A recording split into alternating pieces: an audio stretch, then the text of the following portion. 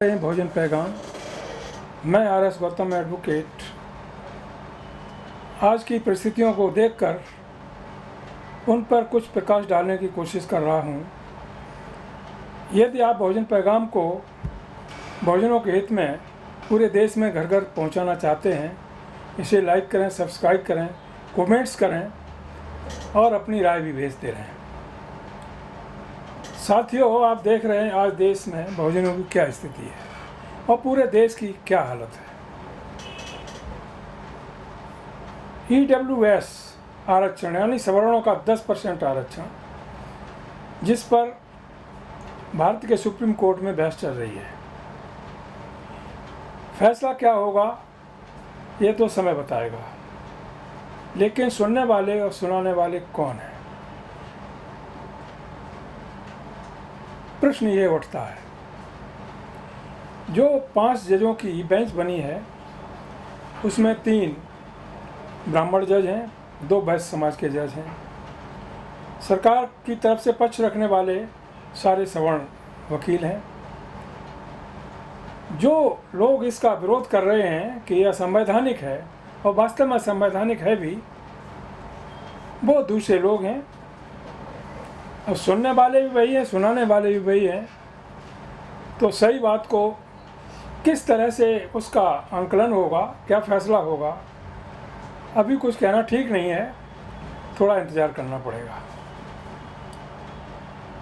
साथियों, डेली आप देख रहे हैं कि देश के भोजनों पर, यानी मुख्य रूप से SC ST, इनको दलित समाज भी कहते हैं, और OBC तथा माइनॉरिटी पर आए दिन घटनाएं होती जा रही हैं।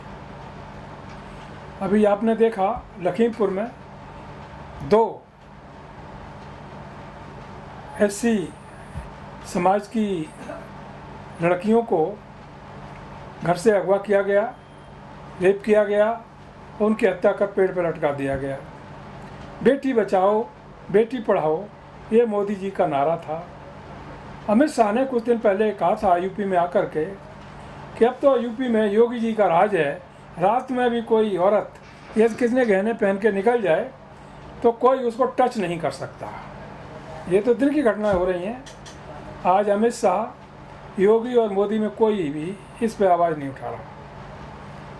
अभी आपने देखा मध्य प्रदेश में सागर जिले में एक 11 साल के मासूम बच्चे को, जो कि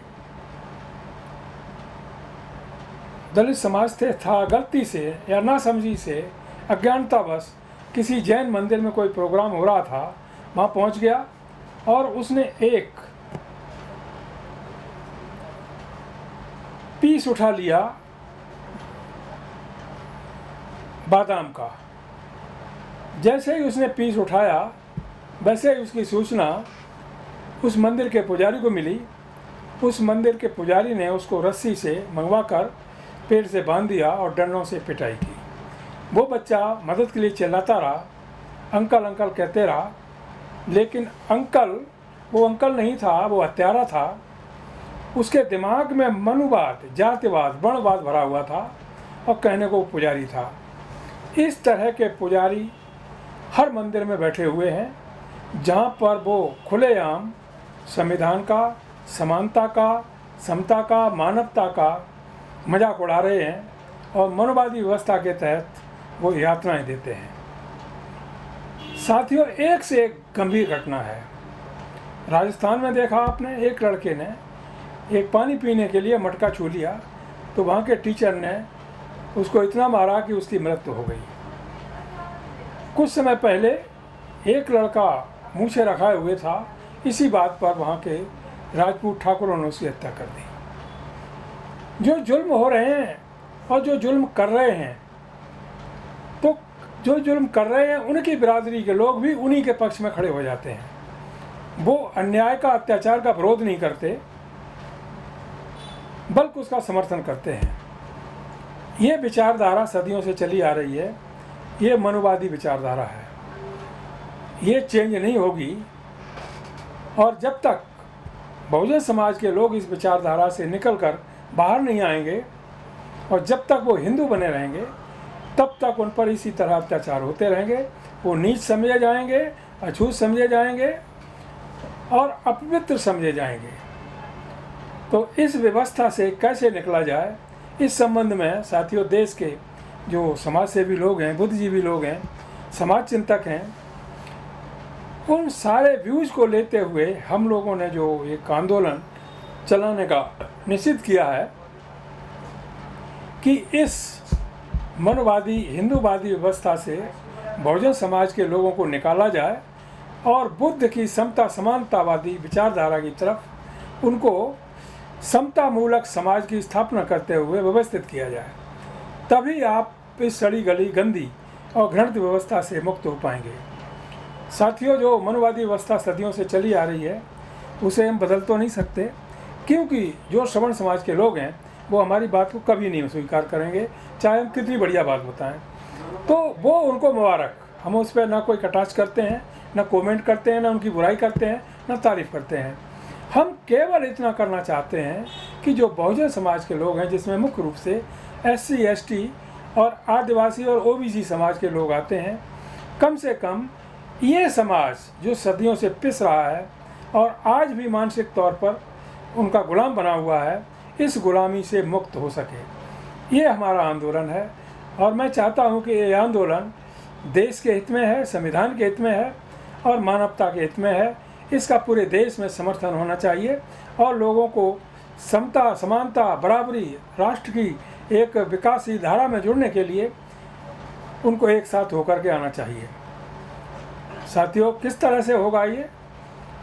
आप जानते हैं कि हमारे महापुरुष जिन्होंने कुर्बानियाँ दी, बुद्ध से लेकर कांसीराम साहब तक, उनको इस देश के इतिहास में जगह नहीं मिली।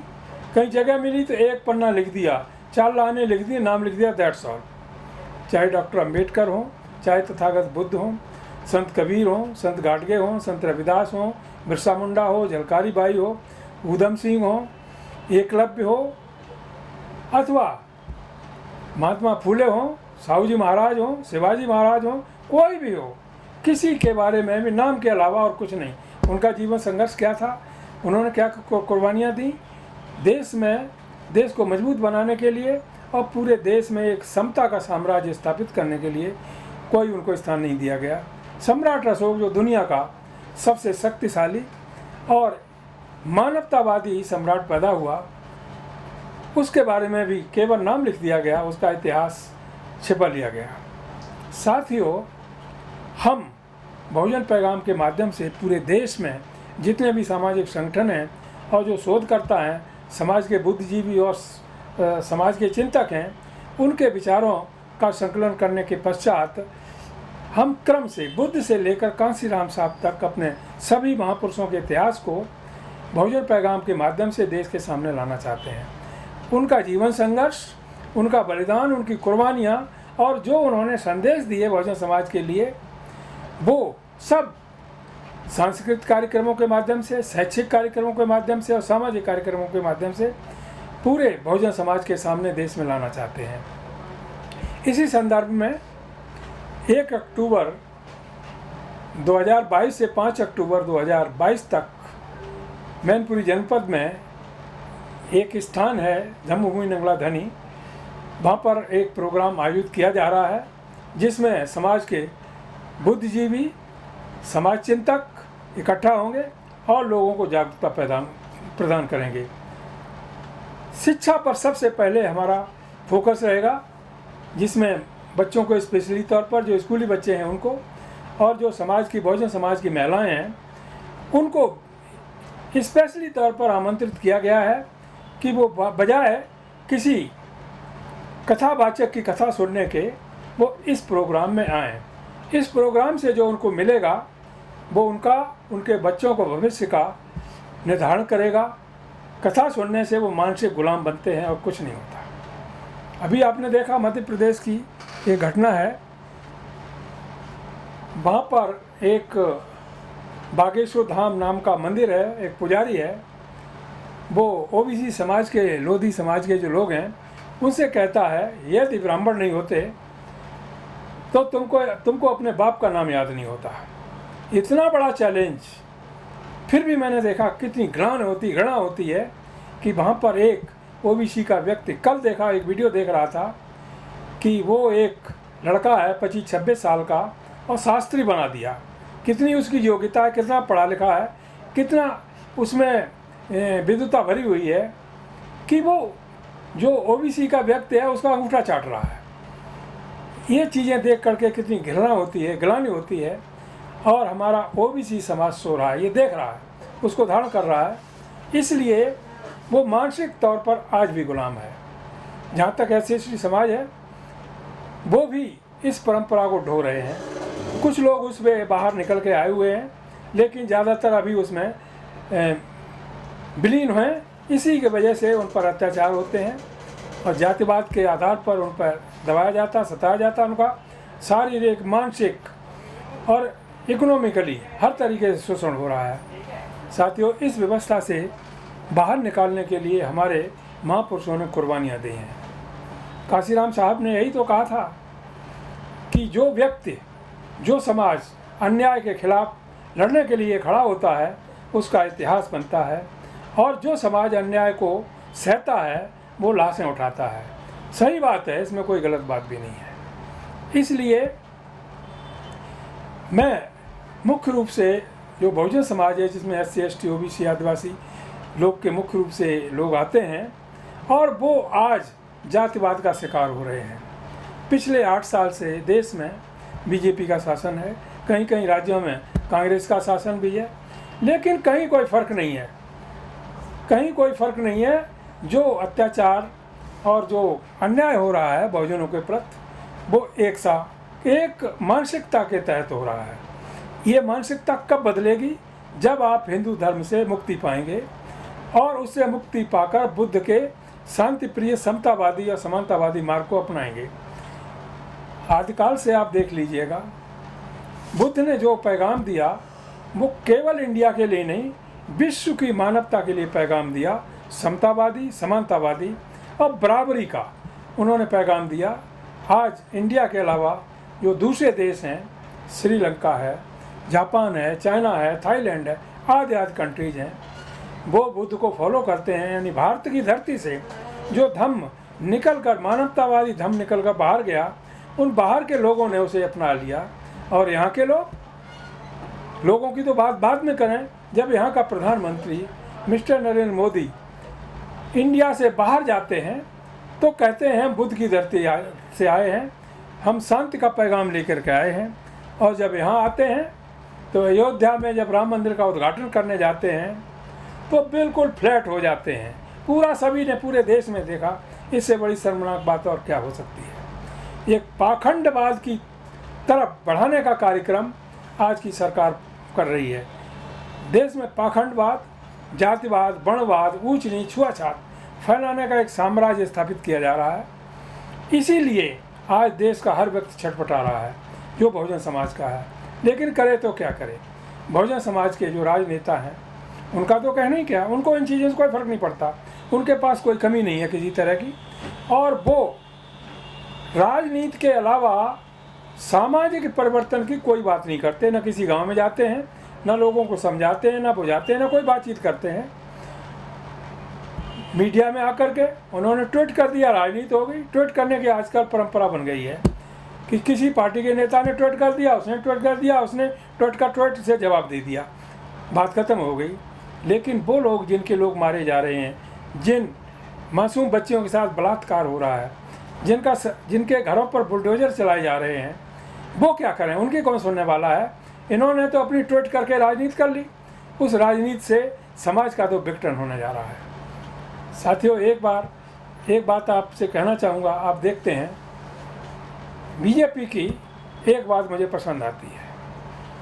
मोदी से लेकर जितने भी उनके कार्यकर्ता और नेता हैं, वो रात दिन मेहनत करते हैं, गाँव घूमते हैं, हर जगह जाते हैं, अपना प्रचार करते हैं। जो उनकी मनवादी व्यवस्था है, पाखंडवादी व्यवस्था है, वो हर तरीके से फैलाने का और स्थापित करने का देश में काम कर रहे हैं, जिससे देश कमज़ोर हो, विघटन की तरफ जाए।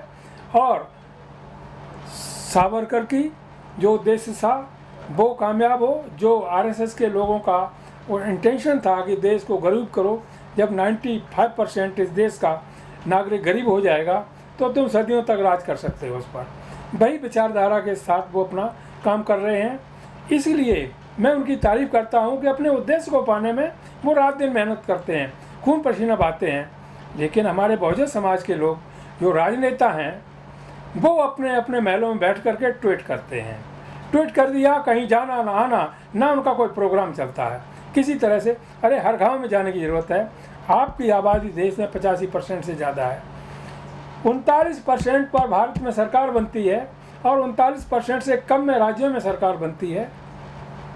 और कितने शर्म की बात है कि आप 85% होते हुए न किसी राज्य में न सेंटर में सरकार बना पा रहे हैं, बल्कि जो 15% लोग हैं उन्हीं के पीछे लगे हुए हैं। इससे कोई भी देश का बुद्धिजीवी या दूसरे देश का बुद्धिजीवी इसको क्या कहेगा, इन राजनेताओं को क्या कहेगा। यदि किसी का नाम लेकर के कोई ये सचवाद को कह दिया जाए तो बुरा मानेगा और कह देगा गौतम साहब वो फलानी पार्टी की बुराई कर रहे थे, फलाने नेता की बुराई कर रहे थे। सवाल बुराई और भलाई का नहीं है। सवाल ये है कि हमारे महापुरुषों ने जो कुर्बानियाँ दी, उनके बताए हुए मार्ग पर कौन सा राजनेता चल रहा है, कौन सा गांव-गांव जा रहा है, कौन कौन रात दिन 24 घंटे होते हैं एक दिन में। हमारे महापुरुष 24 घंटे में 18-18, 20-20 घंटे जाग कर काम करते थे। पैदल भी, साइकिल से भी, मोटरसाइकिल से भी, जैसे भी वो जाते थे और सबको जागरूक करने का काम करते थे। लेकिन आज के जो हमारे बहुजन समाज के राजनेता हैं, जिनकी करीब अभी उनका KL जाटव का एक पोस्टिंग थी, उसमें वो बता रहे थे कि बहुजन समाज की देश में 103 पार्टियां हैं। मैं तो ये पढ़ कर के दंग रह गया, इतनी पार्टियां मैंने नाम भी नहीं सुने हुए थे। खैर, लोग राजनीतिक पार्टियां बना रहे हैं। भाई, what is your purpose, what is your object, क्या है, what is your object to form the new parties.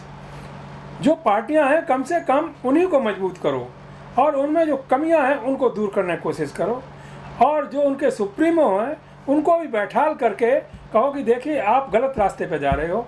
हमारे महापुरुष थे, उन्होंने ये रास्ता अख्तियार किया था, आप ये रास्ता अख्तियार कर रहे हो, इसीलिए आप 0 पे आ रहे हो। इसकी वजह से उनमें शायद हो सकता है आज नहीं तो कल सुधार हो जाए और इस देश में बहुजनों की सरकार बन जाए।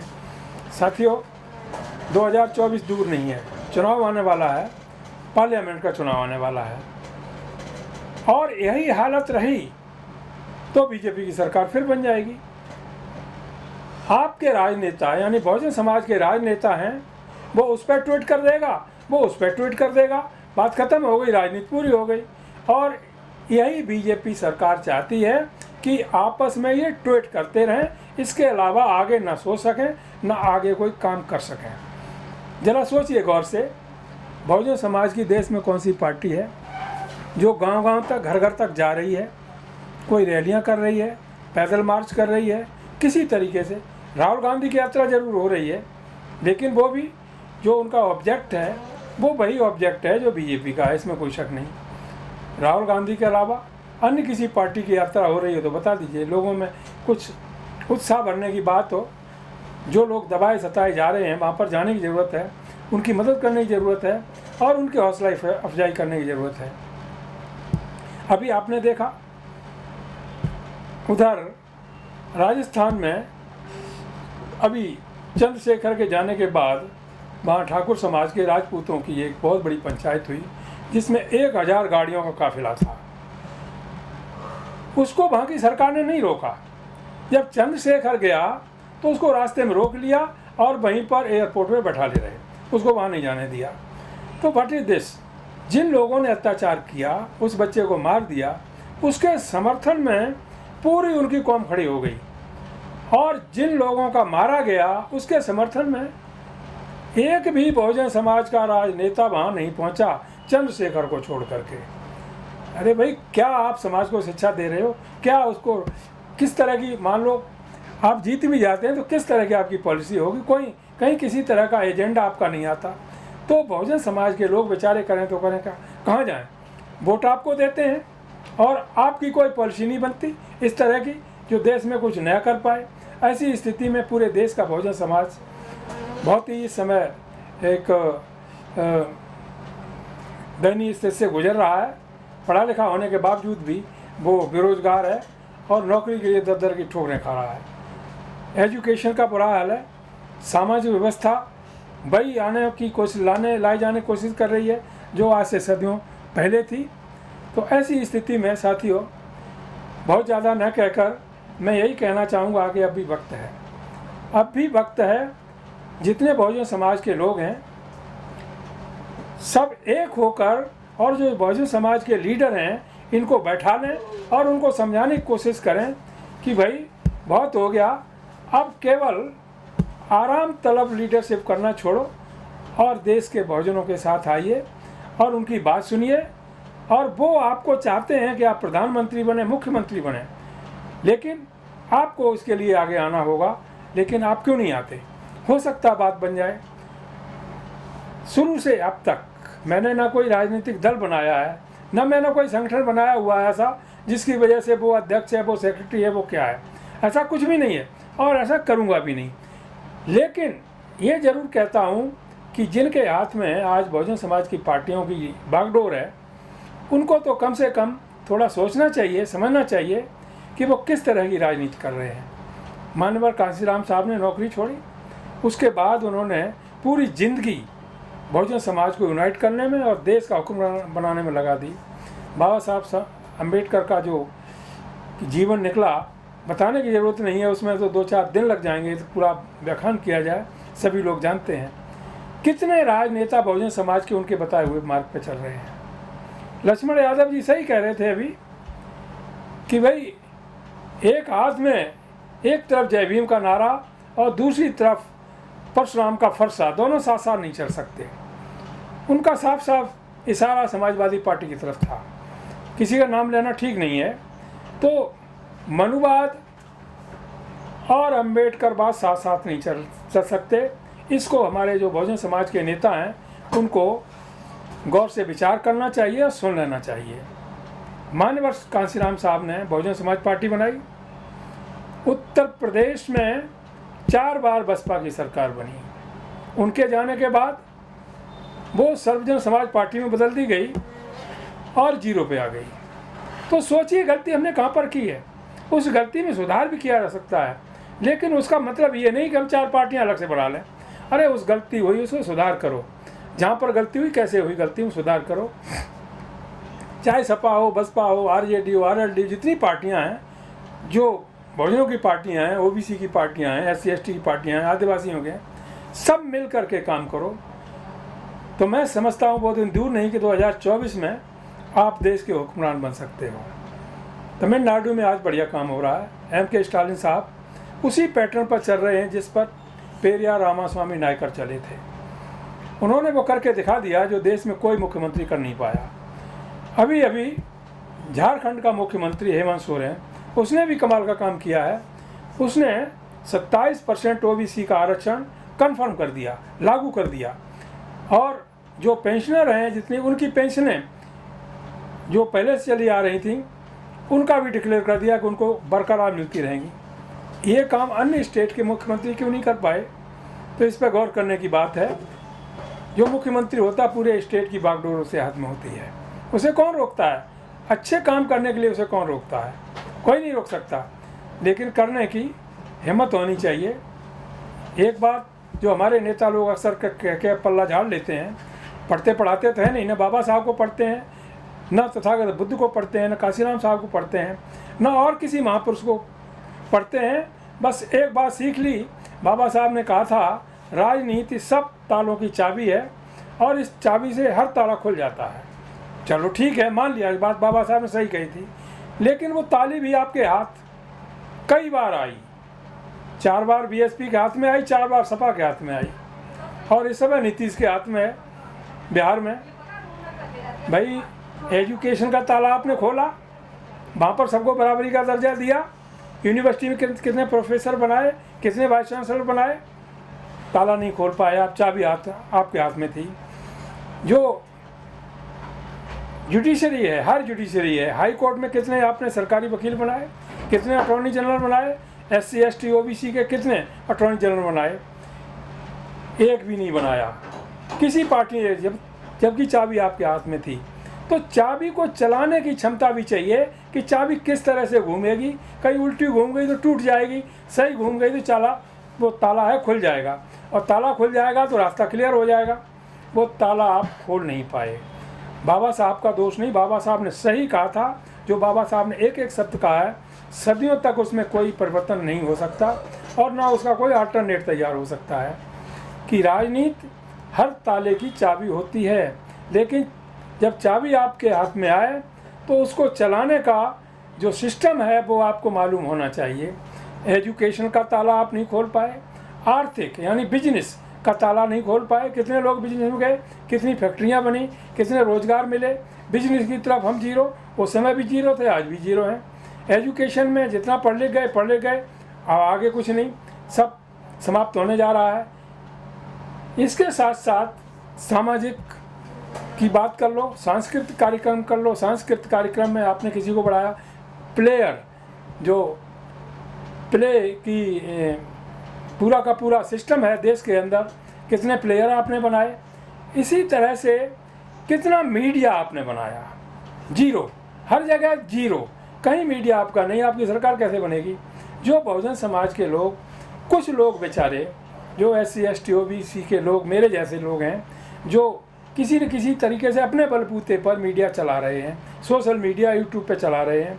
जैसे बहुजन पैगाम है, उधर नेशनल दस्तखत है, कई हैं, दलित दस्तखत है, नेशनल जनमत है, कई लोग इस तरह से चला रहे हैं, अपनी कैपेसिटी पे चला रहे हैं।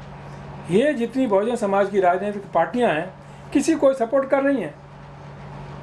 शायद किसी कर रही हो, मैं नहीं कह सकते, लेकिन मुझे तो कभी सपोर्ट नहीं किया इन्होंने।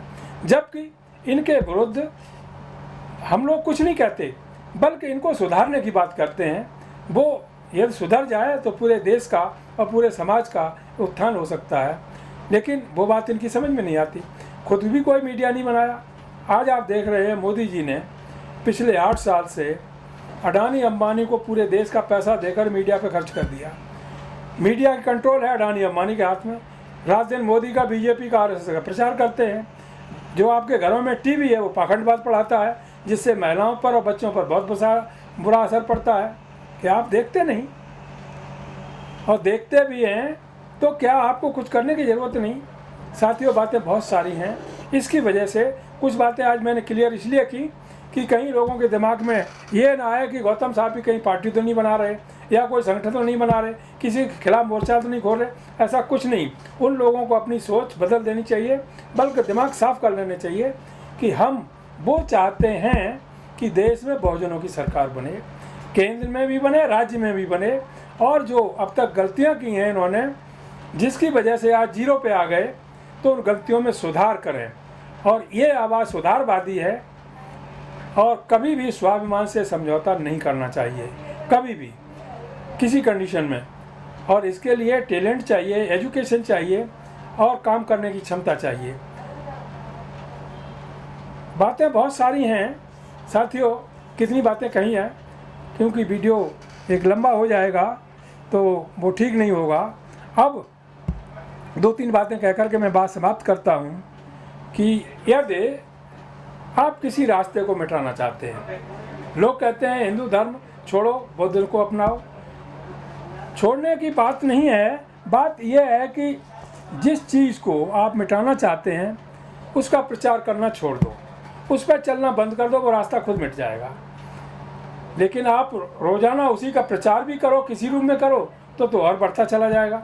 इसलिए आप जहाँ पर भी हैं अपने महापुरुषों के बताए हुए मार्ग की बात करो, बुद्ध की बात करो, अम्बेडकर की बात करो, फूले की बात करो, तमाम जो महापुरुष जिन्होंने कुर्बानियाँ दी हैं, बिरसा मुंडा की बात करो, झलकारी बाई की बात करो।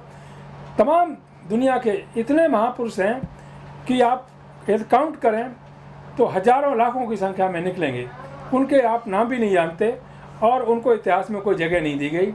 मैंने वो लिस्ट पूरी की पूरी तैयार कर ली है। आज नहीं तो कल 2-4 दिन में उस लिस्ट को भी पब्लिश करूंगा। जो हमारे महापुरुष हैं उनको पढ़ो, जानो, पहचानो और उनके बताए हुए मार्ग पे चलो, तभी बहुजन समाज का और देश का भविष्य उज्जवल हो सकता है, कल्याण हो सकता है, ये राष्ट्र मजबूत हो सकता है और कोई भी व्यक्ति संविधान से खिलवाड़ नहीं कर सकता। साथियों, तेलंगाना से एक सरकार ने प्रस्ताव पास करके भेजा है कि जो नई संसद बनी है उसका नाम बाबा साहब डॉक्टर अम्बेडकर के नाम पर होना चाहिए। अन्य राज्यों से क्यों नहीं आया?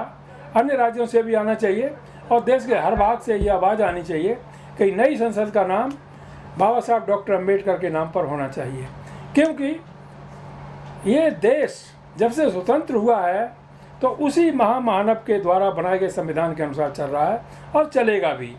तो यदि नई संसद का नाम उस महामानव के नाम पर होता है तो ये देश के लिए नहीं बल्कि पूरे विश्व के लिए गौरव की बात होगी।